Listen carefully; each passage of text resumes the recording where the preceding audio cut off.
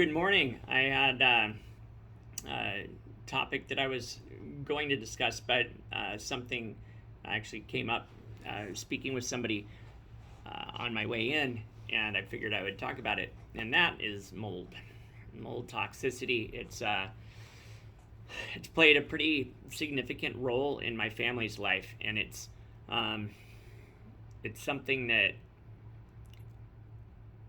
you hear people talking about it. Um, I've I've had people over the last couple of years that had gotten sick, and with with their previous mold exposure, um, they actually became quite ill and eh, difficult to manage. And a lot of times we don't correlate the mold, and when I say mold, I'm talking about the mycotoxins, um,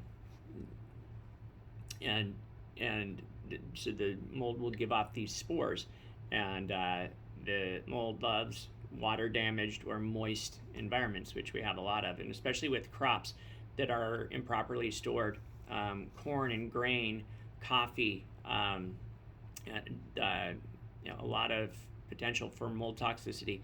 And in terms of symptomatology, it can range, in terms of HENT, so eyes, ears, nose, throat. A lot of people will have either blurred vision or dizziness, or, well, that goes on, but sensitivity to light. Um, uh, I typically would liken it to allergies, where you get we call them the allergic shiners under the eyes, but mold can actually cause that. My wife had increased uh, uh, nighttime driving issues because of the lights coming on. So she didn't have night blindness, but it was kind of like that. Ringing in the ears, um, uh, like a raspy throat, where not like laryngitis, but just more of a chronic thing. And then you've got a lot of people will present with musculoskeletal pain, joint pain. Um, uh, they'll wake up um, with joint stiffness, and a lot of times it takes a long time to go away, and it's different than an arthritic type of thing. Muscle cramping. The a gal that came in yesterday had, years of this just severe calf, where she said it felt like it was going into her bones, and I was like, holy cow, that's horrible. But or you can have like ticks, or abnormal, firing, and then respiratory wise, you can have obviously chronic sinus congestion or recurrent sinus infections, cough, postnasal drainage, um, uh, uh, tachy, like rapid heart rate, palpitations. Mine were GI. I had significant. I had So it affected my ability to go to the bathroom. Right, I was super constipated. Sorry, too much information, but it was weight loss to the point where we thought I had cancer, and I went to the GI, and he did a colonoscopy, and he's like, "You're fine," and gave me some Miralax, and I was like, "There's more going on." And I asked if he would run an organic acid test, and he didn't know what it was, and so he looks it up, and he's like, "That's for babies." And I'm like, "What are you on? Up to date?" And I'm like, I told him, like, dude, just Google it and see. And he did, and that led us down a road of further confusion. So that was, I guess I'm glad I did it. But my abdominal pain and cramping and bloating was so bad, I couldn't pin it down to any specific foods, and realized that I had to cut out a whole bunch of things and take digestive enzymes before eating. And just, we've been in tents since April, so getting out of the house. But if I do go in the house, I automatically will get get rashes, or it's fascinating, but my ochratoxin level was really high. I also would get a weird kind of a metallic taste in my mouth if I am dumb enough to put on like a sweater or something that was in the house. I can't leave it on for very long. I mean, I just don't tolerate it. It tastes so bad that, um, and then it's urinary frequency is another thing that can happen from that. And then the kind of the neuroendocrine system, well, it goes along with it, but like memory issues, fatigue, like mental fatigue, short-term memory issues, poor concentration,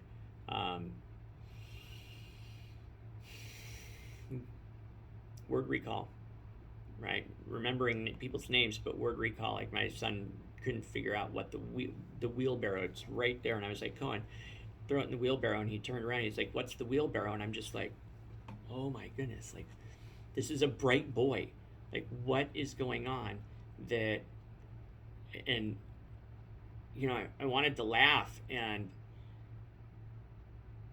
it was so scary, um, you know, and for adults, like the forgetfulness, having to make lists because you literally can't remember. Now, there are other things, but mold is such a huge impact in these areas, and it's so often what's, you know, you can get a scan or something like that, and everything comes up fine, and so it's ruled it's just you, or you're getting old, or whatever it is. But when you look at the trichothecans and the aflatoxins and ochratoxin, so that was what my son and I had. His ochratoxin was significantly elevated, and the areas that we see it again, like for us, it's crawl space to attic. We had an indoor pool with poor ventilation. We didn't know anything about having an indoor pool, and so it's crawl space to attic, and it's but it's treatable, and thank God Shelly was all over it. We did. Companies came over and tested our home, and they said, "No, you're fine," multiple times. But she'd gone in the attic in the fall, and there was white all over. And she took a picture, and she showed it to him. "Oh, we see, this is a mold expert," and he said, "Oh, we see that in most attics." And we finally had somebody that I guess I would say was reputable, and we ended up getting a 26 or 28 page report on our house. it was you know, I'm glad we knew, or no, right? Like the Stachybotrys, the black mold in our bathroom was crushing me, and I didn't know it, except I'd walk into the bathroom and like my nose would drip a little bit. I was fine.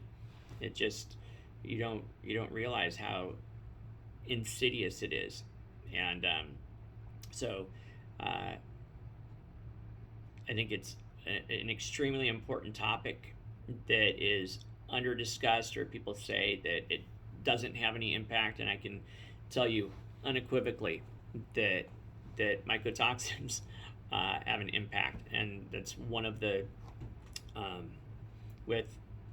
with starting up Miller Wellness, because of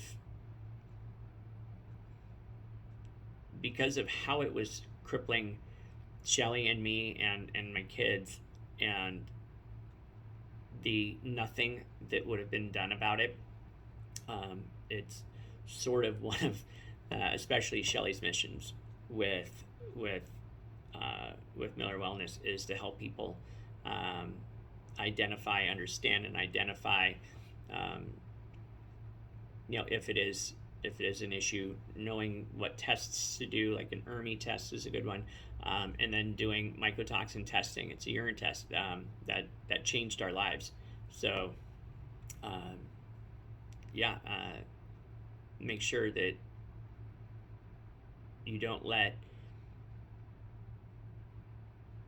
if you have a primary care that's telling you that they don't know and it's just you, explore further.